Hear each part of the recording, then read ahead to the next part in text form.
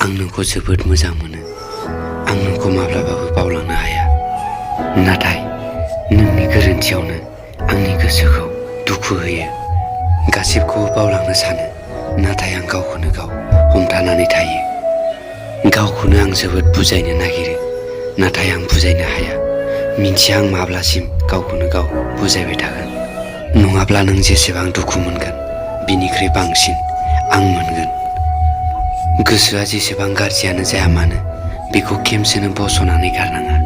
मानोना मासे जुनारा दै लोंनो थांब्लाबो दैखौ गांगाया।